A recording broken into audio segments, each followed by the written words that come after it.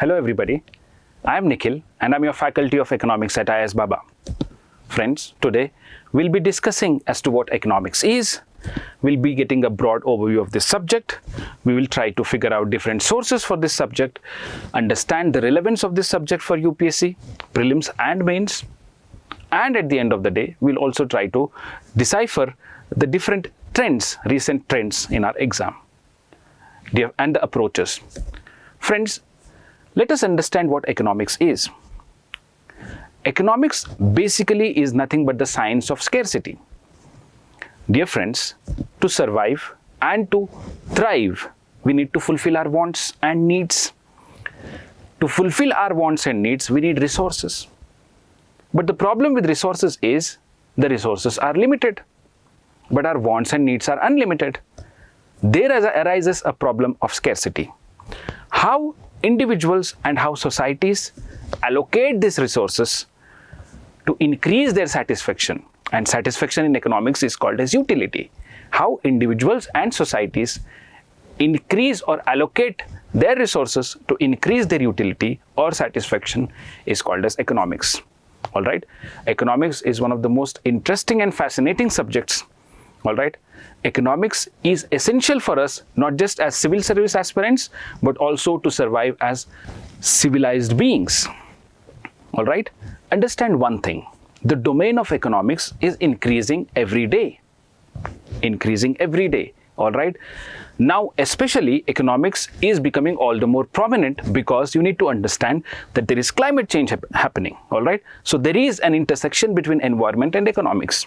All right, there is always a debate between development and sustainable development. Should we look at it as a zero-sum game, or should we look at it in a very integrated manner? So the horizons of economics are broadening every day. All right, but understand one thing, that for this exam we need not prepare economics academically. And preparing economics academically, what do I mean? I mean that for preparing economics, we need not take a lot of stress about the graphs, the mathematical and statistical formulations, different models which economics give. All right, we need to have a basic and generalist perspective for this exam. And that is what is needed for this exam, because at the end of the day, the exam which you are preparing for is for a generalist, right? Understanding? So economics basically is nothing but how individuals and societies are allocating this scarce resources which we have to increase our well-being. All right, basically for UPSC perspective, from UPSC perspective, what do we study in economics? In economics, we study how government, I include government as in the government of the day, government of India, or you can say government of state, as well as the Reserve Bank of India, how they are maneuvering in this economy to increase the well-being of the people. Whether the government is allocating the scarce resources to build roads or to give universal basic income or freebies, etc. Whether RBI is going to increase its repo rate or reduce its repo rate to control inflation. So these are the various facets which we will be dealing with this in our UPSC preparation. Apart from this, we will understand what is money, different aspects of banking and financial markets. We'll also try to understand agriculture,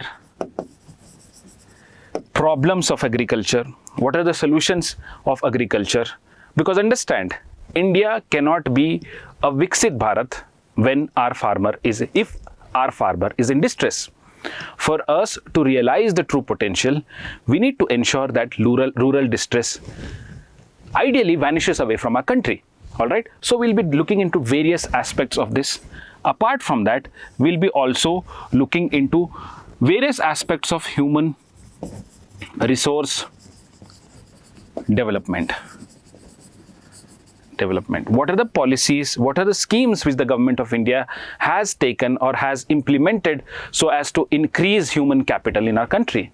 All right, schemes regarding education, schemes regarding food security, schemes regarding health, insurance, etc., etc.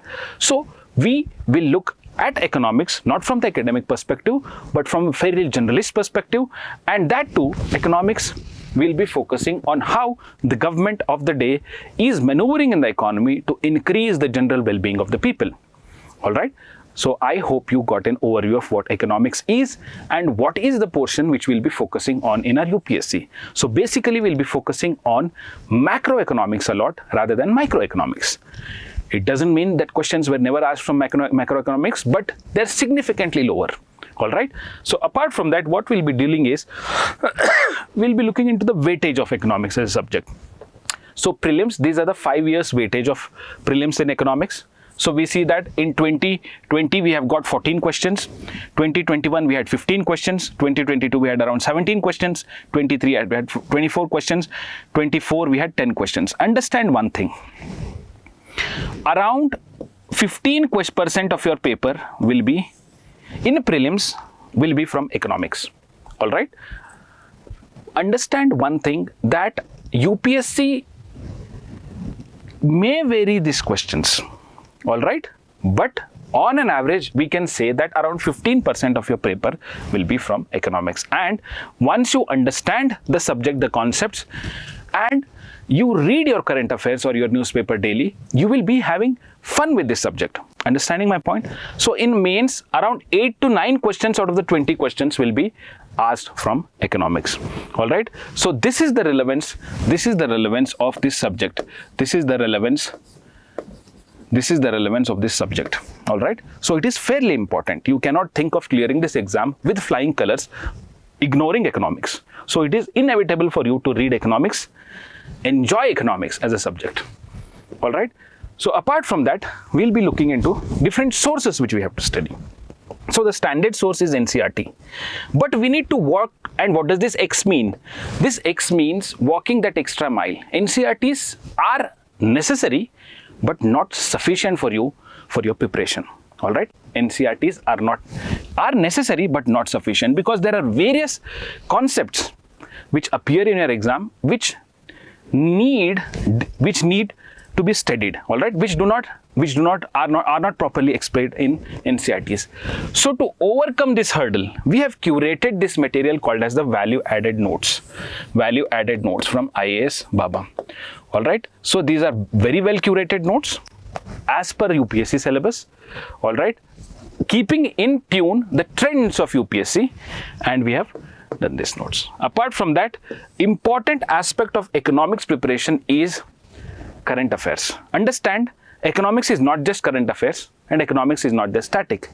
It is a sweet mix of current affairs as well as the static portions. All right. So in current affairs, what you have to do? What are the sources? You can read any newspaper. You can read any newspaper, and newspaper reading is a must. All right. You cannot imagine. See, understand one thing. You need, ultimately what UPSC wants is an aware citizen, an aware human being, and you cannot be aware. You cannot be called as an aware human being if you're not aware of the things that are happening around you. So you need to read any newspaper. And I would suggest, my recommendation would be to read the Indian Express explained section. Indian Express explained section every day. All right. Particularly if you want to focus from economics, you need to be very much careful, and you need to be very much careful whenever you see a new term. So basically, terminologies related to economics are one of the favorite areas for UPSC. All right. Understand this thing. Apart from that, having read this, so you can read any newspaper, and plus you have to read Indian Express explained section. All right. So IAS Baba also comes up with daily current affairs, wherein we compile all the important current affairs of the day. You can go through this. All right. These are the sources. All right. So apart from that, let us discuss what should the approach be. The approach, I have summed it as three. The mnemonic is the CPM. C for concept, P for prelims previous year questions, and M for mains. You should understand the concept. Try to apply this concept in your prelims as well as mains previous year questions. This, first of all, it will test you whether you have understood the concept or not. Second, it helps in consolidation of knowledge. All right. So this is the approach which you have to follow. And understand one thing, for prelims, not all is important. Some areas UPSC tends to focus more. And what are those areas? Money. In money, we study about what is money, different types of money, etc., etc., etc. All right. Second, UPSC focuses on banking, and recently the focus has increased. Third is the financial markets. In financial markets, we are talking about debt markets, money market, capital market, different instruments of financial markets like bonds, shares, debentures, mutual funds, equity, exchange traded funds, commodity, future, etc., etc. All right. So recently, the weightage of this is increasing. All right. So this has to be studied in detail. Apart from that, in prelims, you need to be very well versed with indicators. Now, I've not written all the indicators. Indicators are nothing but those which indicate the health of the economy. Now, health of a person is indicated by different parameters, right? Health of a person. Now, this person is happy only if his heart is healthy. All right. So you check the BP, the cholesterol levels, HDL, LDL, all right, etc. You check his pulse. Then to check his health, you need to check his sugar levels, etc., etc. Similarly, to check the health of the economy, we have different indicators, like indicators with respect to growth, indicators with respect to inflation, indicators with respect to poverty, employment, etc., etc., etc. So this you will read repeatedly in your newspapers. So that is why newspaper reading is a must, is what I told. All right, but reading the newspaper you cannot make sense if you do not know or understand the concept behind it. For example, let us take an example of employment. All right. Now there are various terminologies like labor force participation rate, worker population ratio, unemployment rate, etc., etc., etc. This requires the concept behind it also. So I told you economics is not just current affairs, but it's a sweet mix of concept plus current affairs. All right. Apart from that, we need to focus also on developmental economics. Now, developmental economics here means poverty eradication schemes, food security schemes, schemes regarding education, schemes regarding health, etc. So these are the areas of focus for prelims. Now for mains, it is strictly restricted to syllabus. You need to prepare a syllabus-wise note, topic-wise notes, and then solve the previous year questions. Supplement it with the current affairs, that is, I told you, any newspaper, plus Indian Express explained. This would suffice for mains. All right. Now, this is the approach.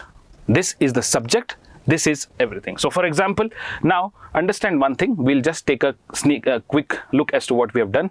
So basically, this is the overview of what economics as a subject is, and generally what are you going to study for your UPSC. All right. Apart from that, we have seen the approach. All right. Apart from that, we have also seen the different sources. All right. And then where UPSC tends to focus in prelims as well as mains. So this gives you an overview of the subject, so you can plan your preparation accordingly. And whenever you need help, you can always reach out to IAS Baba. It is known for helping out students and aspirants across the country. All right. Understand one thing, the journey is long and arduous, but I promise you that it is going to transform you into better human beings and better persons.